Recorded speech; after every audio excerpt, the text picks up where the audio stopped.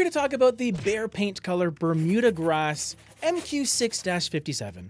That color code has a really nice ring to it, don't it? Not. By the end of this video, I promise that you will know how to use this color in your home. I don't actually know if I can promise that, but I'll do my best. The thing is, I love green, and I know a lot of you do as well, so that's why I wanted to focus on a color like this. But more importantly, I'm also including 3 other Behr paint colors that I like to use with it, and also 2 trim color options for your baseboards, your trim, and your doors. It's free color advice. Actually, there is a super secret cost of a press of the like button.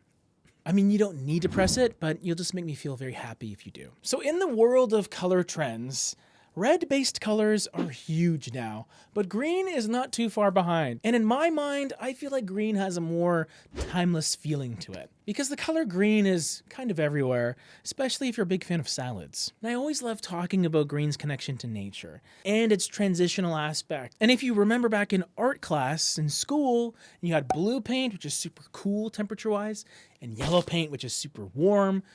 Put them together, you got green. So it's best of both worlds. It is a paint color that I really enjoy incorporating in most of my color schemes throughout my home in some form or fashion. Even if it's not in paint form, I'll definitely include some plant life, a bit of a yucca cane hanging out, or some succulents on the shelves that I hopefully won't kill because I watered them too much too soon. And the thing is, some green paints can be overly saturated, bright, and vibrant, and that may be a bit much for you, but that's why Bermuda Grass really checks a lot of boxes for people, because I find it to be a pretty stable, easygoing color. It's somewhat subdued in its green aspect. It also feels a bit khaki leaning, which I think is perfect for people that use a lot of beige and other neutrals in their home. It's kind of like a beginner's green in a lot of ways.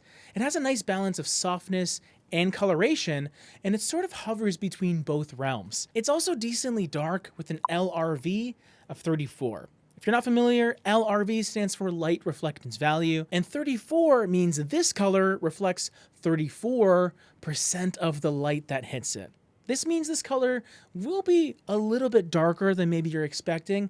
Probably not a first choice for anyone looking for a lighter color in general, especially inside your home. Typically a good starting point for wall colors, especially in the main areas like your hallways, is to aim around a 60 LRV to start, just as a ballpark. And if you want to instead go a bit darker, like Bermuda Grass, for example, it could still look wonderful, but just be aware that you will notice that depth. It shouldn't look very dark at all if you're lucky enough to have a lot of lighting in the room that you're using it in, which can also accentuate that warm yellowy khaki undertone. So probably I would call it a secondary color choice within the home. But what's cool is I don't necessarily associate this color with a particular type of room where I would put it in, because greens like this are just so versatile.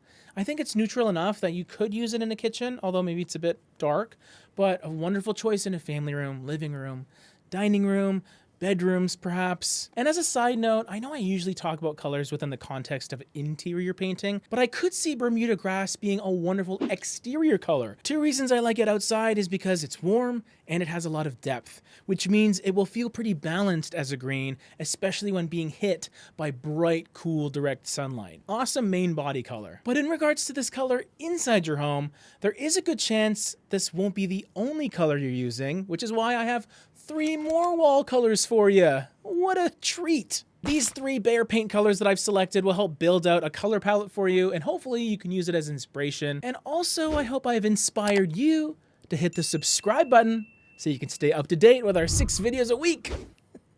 Nice. So color pairing number 1 is with Dune Grass. Very similar color, although it's moving away from green and more into the neutral color family. And just like the name suggests, it's a little more like sand dunes, but it's still a touch of that gray-green undertone in the background that helps it fit alongside Bermuda Grass. It's also a lighter color with a 56 LRV, which puts it much closer to that ideal 60 LRV range of lightness. This is a color you can use even more liberally in your home because it's going to reflect more light back into the space, and I think that's always a good thing to do. Light is nice. Nice. It's also a neutral that is on the warmer side of things, which is nice and pleasant and cozy for a home. Pixel white is even lighter as a color. It's also much cooler feeling, firmly planting itself in the gray color category. Very much a light gray, and especially next to those other two colors, this one will appear almost silvery blue leaning. It's funny though, because I looked at its technical breakdown and I checked out its RGB value, which tells you digitally what kind of color it is. It's almost perfectly balanced across the board, which could lead you to think, okay, it's 100% gray. Not warm, not cool, just good old neutral gray. But based on my experience, a very neutral gray will just look like a cool gray. And that's because of the nature of interior lighting, and especially north-facing rooms where you get that direct sunlight. It's all very cool. So anything right down the middle just tends to favor the cool side a little bit. And I think that's a good thing here, because a color like this will just add a light, fresh coolness to any rooms where you don't want it to feel as hunkered down with all these cozy, warm, neutral vibes.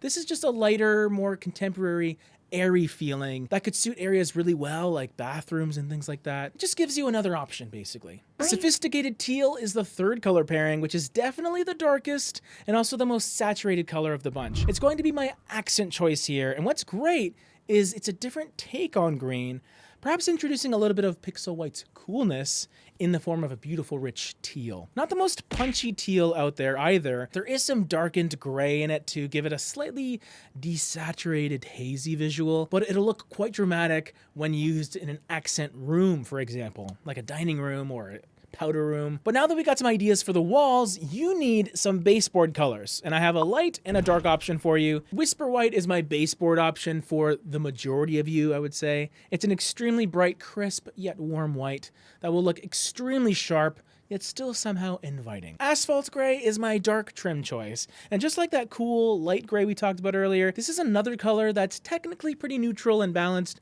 but it does tend to have this slightly cool leaning quality to it in practicality. But it's also way darker than the other colors, so you will have that wonderful contrast. And even Sophisticated Teal, which is pretty dark, the undertones, the hue itself is pretty different. So instead of the depth differentiating the two, it's the color itself. Here's the palette all together. Let me know what you think. And here's another one for you from me. Aww.